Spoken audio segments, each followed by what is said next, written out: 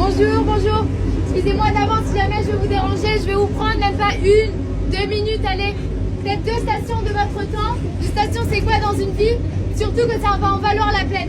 Est-ce que si je me tiens là devant vous, debout, c'est pour vous apporter une bonne nouvelle? Vous savez, de nos jours, on est rempli de mauvaises nouvelles avec les guerres.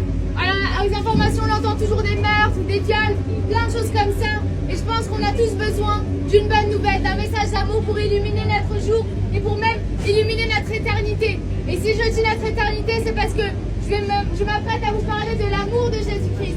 Jésus vous a tant aimé qu'il se donnait à la croix il y a plus de 2000 ans afin que vous ayez la vie éternelle.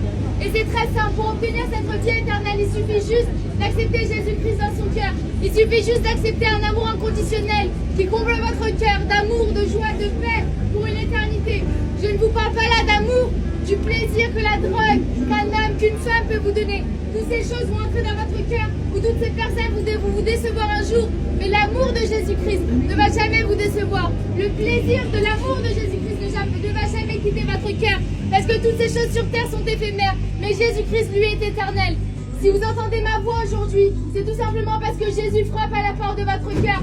Vous avez les chances qui étaient ce matin que vous vous retrouvez dans le même wagon que moi et que vous entendiez cet amour de Jésus-Christ dans le métro. Mesdames et messieurs, si vous l'entendez, c'est parce que Jésus l'avait prévu. Et c'est que Jésus veut vous tendre la main. Jésus est à la porte de votre cœur et il frappe. Et la parole dit qu'il suffit de l'entendre. Il suffit de lui ouvrir la porte de notre cœur pour qu'il vienne y rentrer, y siéger éternellement. Mesdames et messieurs, je n'ai rien à gagner à faire ça. Donc si je le fais, c'est tout simplement parce que je sais, j'ai la certitude, je suis un témoignage vivant de cet amour.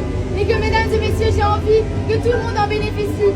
Alors si jamais vous voulez recevoir cet amour inconditionnel, vous pouvez parler à Jésus, quand vous parlez à un ami, quand vous parlez à votre père, à votre mère, et vous pouvez lui parler et lui dire, écoute Jésus, je ne te connais pas, mais si cette fille vivrait dans les métros, révèle-toi à moi, montre-moi ton amour, comble-moi de cette paix, de cette joie, je ne veux plus souffrir, je veux bénéficier de ce bonheur éternel. Amen. Et vous allez voir, mesdames et messieurs, qu'après cette prière-là, après lui avoir parlé de tout votre cœur, vous allez voir que votre vie va totalement changer. Votre vision du monde va totalement changer. Et vous allez voir le merveilleux plan que Jésus a pour votre vie, pour votre éternité. Passez une excellente journée. Je m'excuse encore si jamais je vous ai dérangé. Mais ne passez pas à côté de ce message et rappelez-vous que Jésus vous aime et que vous êtes aimé.